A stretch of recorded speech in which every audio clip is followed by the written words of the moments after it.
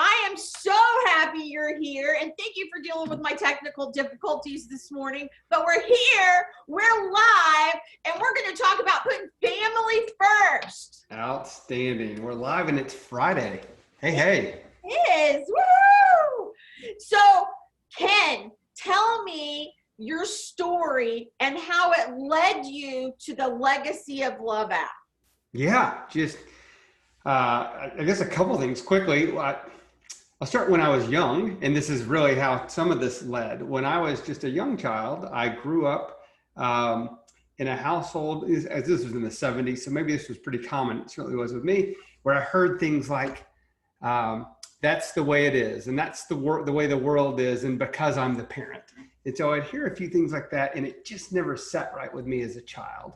And I vowed that when I became a parent, I would do things very differently. I would treat my children as little humans that had brains and cognitive ability and could understand reasoning and logic. So as I became a parent, I in fact employed that kind of thinking and decision-making with my children. But a couple of things happened early in my parenting journey. In fact, right after I had my daughter, I met with my CPA and an attorney who shared with me a story that he did for what he did for his children each year. He used to shoot a ton of video each year. And at the end of each year, he would splice together 1 minute of video per month for each of his children, put it on a DVD, put a music track to it, and give it to his child as, hey, this is your life in 2003. And I thought, oh my God, that's brilliant. But keep in mind, this is 2003, way pre-iPhone days, and I didn't have a video camera, and I certainly didn't know how to edit video. So that was a little out of my wheelhouse, but it kind of got me thinking, what could I do?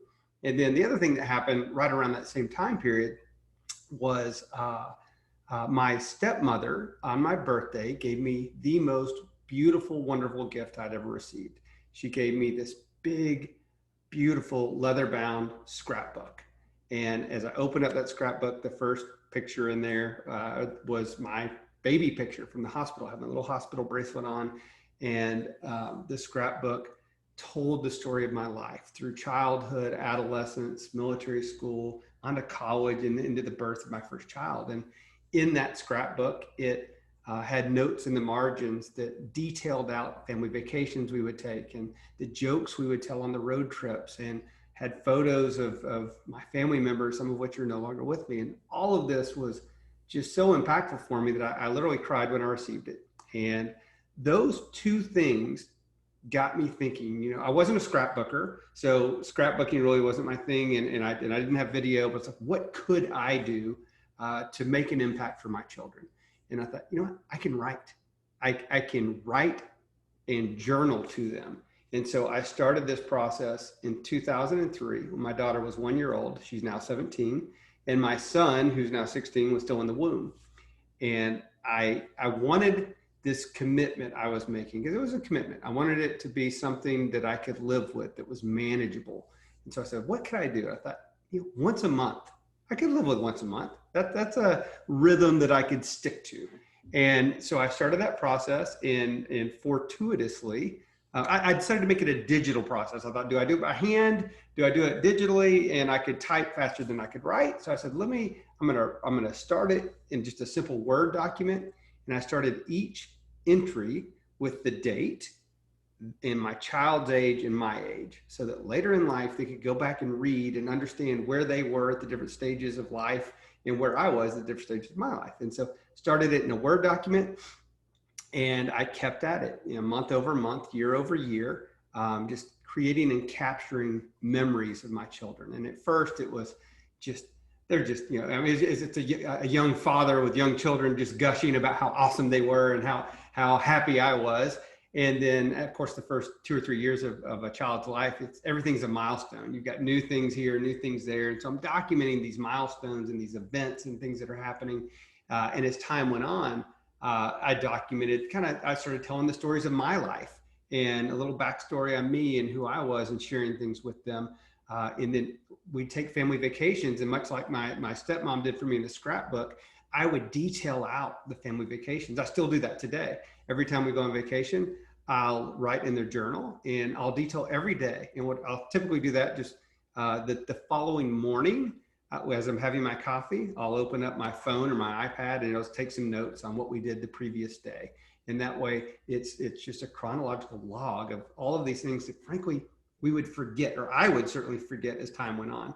Like, what was the name of our guide? What was the city we were in when we did this or that or that? And so I've documented those. I've ended up capturing highs and lows, good times, bad times, the divorce from my first wife, my older children's mom, my remarriage, I went bankrupt in 2001. I journaled about that whole process and wrote about that to my children, and what I learned, the mistakes I made, what I hope they don't make the same kind of mistakes. And it's just been literally the story of their life and the story of my life. And the intent on this all along was that I would give it to my children at their high school graduation. It would be 18 years of your life through my eyes at high school graduation. And as time went on, I've shared this idea with hundreds of parents, and many of which have started journaling on their own. And one of the biggest rewards I get is I get texts all the time from other parents like, "Hey kid, I made my first journal entry." And it's so cool for me. And more people started asking me. They said, "Ken, you got to do something with this. You need to like create something to make it easy for the rest of us to do what you're doing." And I honestly, I just figured something was out there already.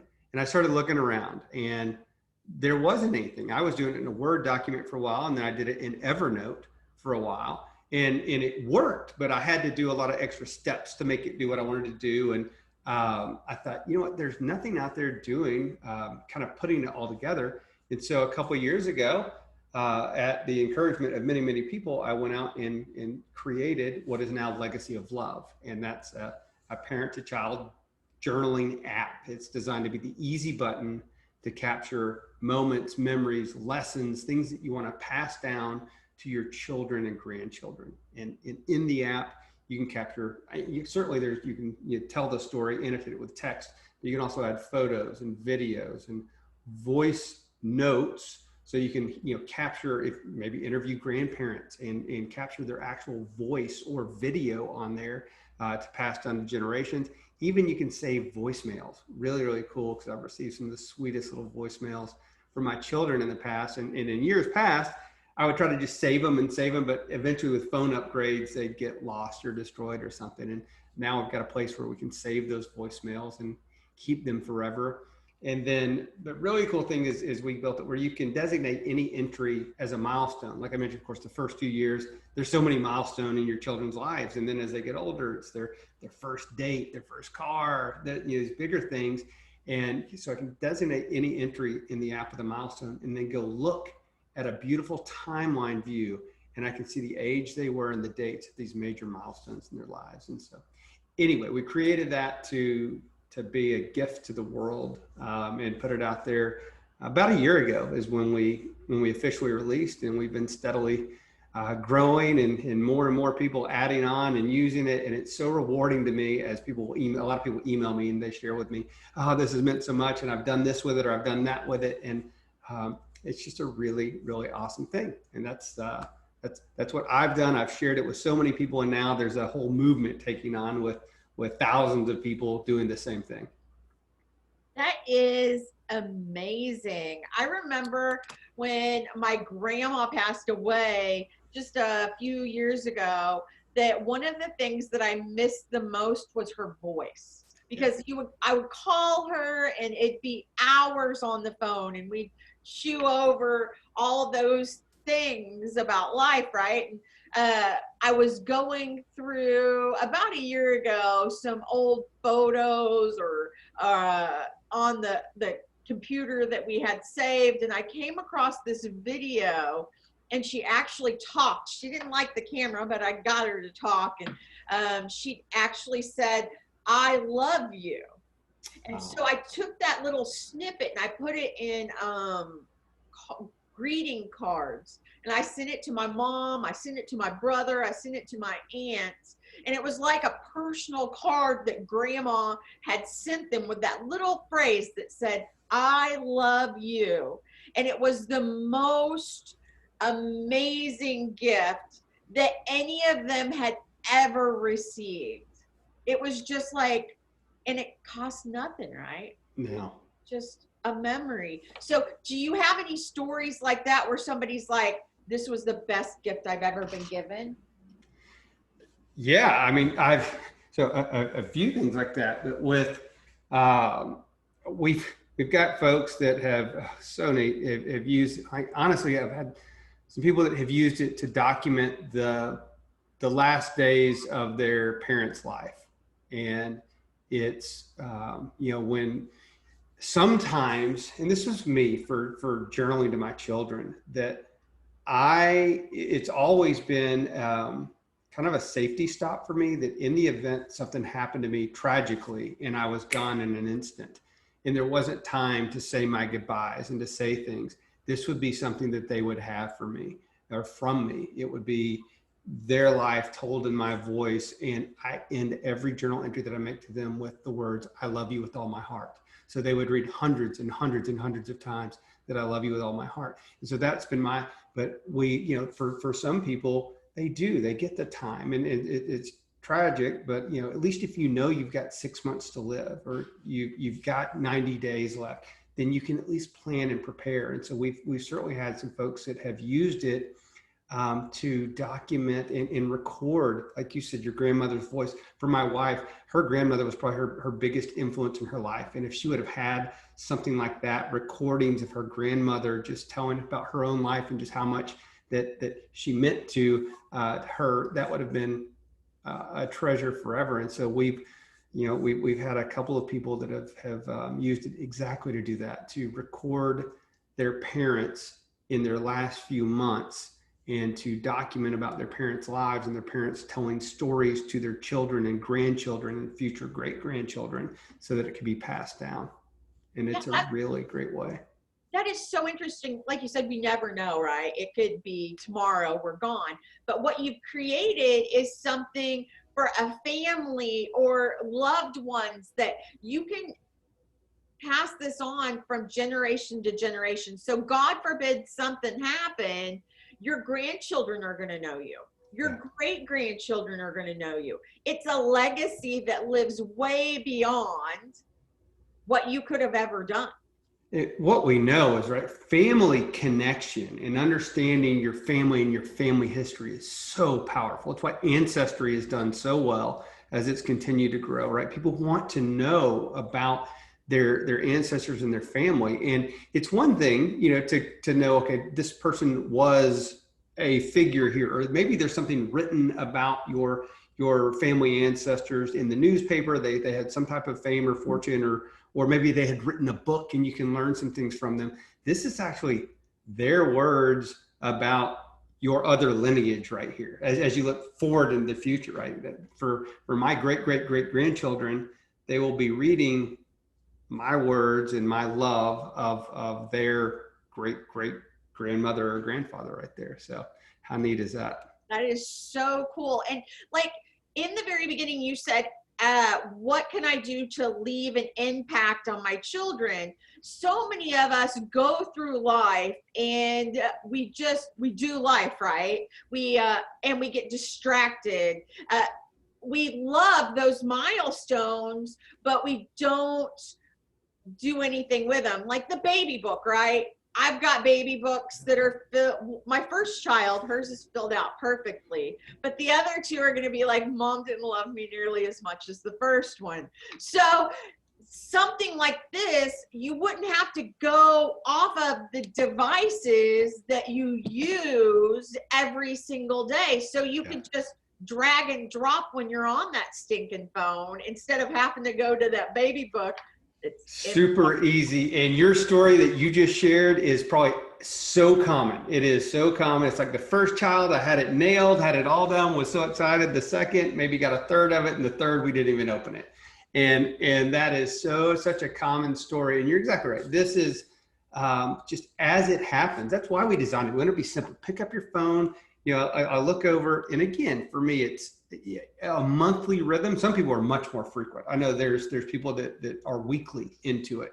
But for me, at least once a month, I can pick up the phone. And typically what I'll do is scroll through my photos to remind me of the things, because we typically take pictures of the important events and things that are happening. So I'll scroll through the last months of pictures, and it will remind me of the events or the things we've done. Or the alternate is sometimes kids say the funniest stuff. And so when they'll say something that just blows me away or is so funny or so thought-provoking, at that point I'll go, okay, I'm going to dive in and save this. Even if I just open up an entry and create a title for it, right, it will remind me to detail it later. But otherwise I'll just jump in, write a few sentences right there, and I'm done. And it's the simplicity of it is really the beauty. That is amazing, because so many times in life we get hung up on that bad stuff, but the majority of it's the good stuff. I love that you ask an intelligent question. Like most people would think, okay, what can I leave for my children financially? Yeah. They don't think about how you could save them decades worth of time and put it into days, right? And how you can actually save them hundreds of thousands of dollars from telling them, these are the mistakes your parents made. I want you to learn from them and grow from them so you can be a better human being and you don't have to suffer like I did, right? And sure. So you ask an intelligent question, how can I leave an impact with my children? But you didn't hide from them, which so many of us do, is mom and dad are superheroes. My mom was a saint. She could do no wrong. I didn't know the things her and dad went through raising two kids, going through college to become registered nurses our entire lives, right? So if I would have had that information, maybe I could have not made the financial mistakes I made, the mistakes I made with my children.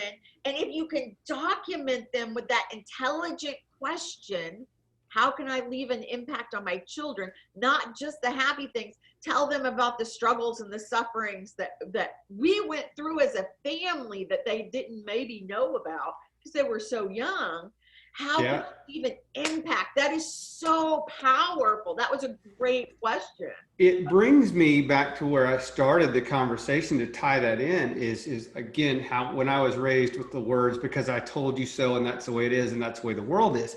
So as I've raised my children, I have a 4-year-old right now. And so I always, and sometimes this is difficult, but I always explain my decisions to my kids. And if they ask, right, why can't I do this? Why can't I do that? I explain it. They have never heard me say, because I'm the parent or because I said so. That I tell them, here's why. Now, many times they don't agree with the why. They have a different perspective, and that's okay.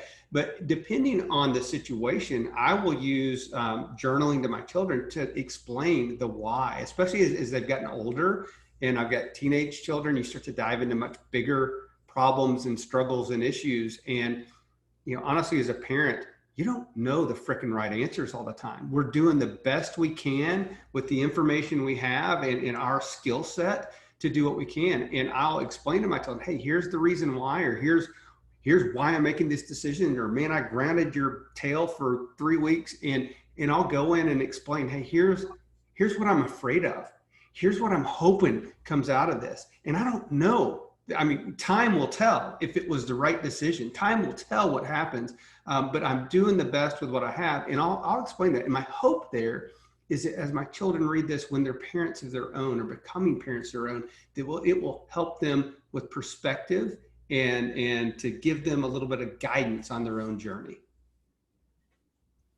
That is an amazing kind of perspective, because what I've noticed with what's going on in the world is so few people question what's going on. And I think that's a gift you can give your children, not just to accept what's given to you, but get down to the root of it so you can grow from it. But lots of times people don't explain that, and it's beautiful. That's the way the world works. That's how we learn, right? Yeah. Is asking questions, why, how. And they can understand how it is. And if they don't like how it is, they can change it. They have that voice, right? For sure. So that's amazing. Yeah, for sure. So what if people are going, man, I wish I would have done this when my kids were born. Man, I should have done this 10 years ago. I'll say this. To them? It's like the old Chinese proverb. The best time to plant a tree was 20 years ago, and the next best time is today. And so to start today, think about this. Even if you have grown children or teenage children that are there and you're like, oh, I wish I would have started this when they were little.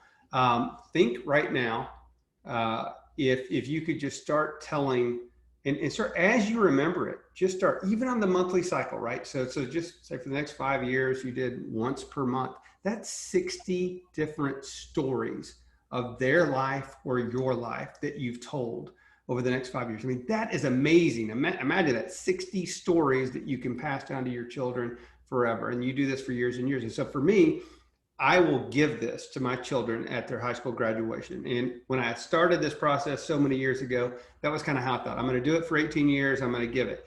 Now, my perspective is I will continue writing to them until the day I die. But everything I write from the time I give it to them until that day, that will be my final parting gift to my children and grandchildren. Wow, that's amazing, because from the time that your child's born until they go to their college, go off to college, which mine, one of them is off on her own, creating her own world. And then I have two that are seniors within the week. You only have 940 Saturdays between the time that child is born and they go off to college. So one thing we do at Sometimes Spouse is we take care of the honeydews so they can make those memories together, which is beautiful. You know, the honeydews and the chores, so mom and dad can actually make memories instead of worrying about that stuff. And what you do with Legacy of Love, which makes it even more beautiful, is you document those Saturdays. You make sure that those kids know you were loved, you were important. This is what we learned this week. You teach them over those 940 Saturdays exactly how much they were loved, exactly what y'all did, those memories that you forget, like the guide's name, and Bob was hilarious. We have to remember Bob's name, right? Yeah. Document it, and you give it to them as a gift when they graduate. But now I haven't done it. You know, the baby books aren't full. I'm thinking I could document them all going into adulthood. I could catch up on some of that stuff so they won't even think about the baby books. And then as they fall in love, as they become parents, as they get that first job out of college, that I could document it and they could see how beautiful life is and how beautiful life can be, right? Because that's what we forget about, is those little joys. To be able to look through something like that when you're having a bad day, or when grandma's on her deathbed, and know she's always gonna be there because I have this. Yeah. It's priceless. It is. And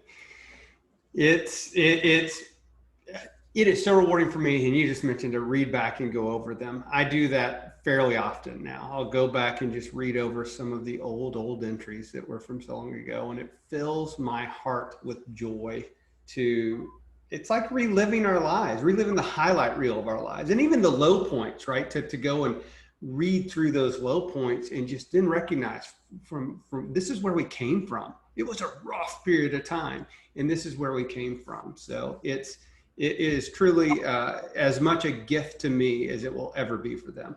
Definitely. And another thing you mentioned was not just the children, but you could document falling in love with your partner. Oh yeah. Document like falling in love with whatever, your job, your passion, like to go back to those moments when you're having a heck of a hard time could change your perspective dramatically. Let me tell you this story. This was one of the most beautiful. When I was just even thinking about creating an app, I had been journaling my children for many years, but just thinking about creating an app. I was at a retreat with a number of people I knew, and this one gentleman named Sam, he came up and said, Ken, he said, I love what you're doing. Let me share with you what I've been doing. And I was like, okay, great. He said, when I was 15 years old, he said, my father sat me down and explained to me how important the woman that I would one day marry would be in my life, and how important that role of marriage would be, and how crucial it is that I find that right woman, that right connection that we can have a lifetime bond with. And he said, at that point, I sat down and I started writing letters to my future wife. He's like, he was, I think, 24 at the time. He was engaged. And he said, and I've been writing letters like throughout the years to my wife. I got to go to his wedding and watch him present this wood carved box full of letters to his wife. It was, I get chills just thinking about it. It was so beautiful. Wow. Yeah, it was absolutely beautiful. I was like, so there's so many ways that, right? Just the power of writing and capturing things down as it's happening in your life, in your brain, in your thought process. There's just immense power that comes from that. There's great knowledge on journaling and how cathartic journaling is, just in general, right? To write it down, to get it out. And what we've kind of done is taken that from just the general writing to the actually writing to and for someone else's benefit.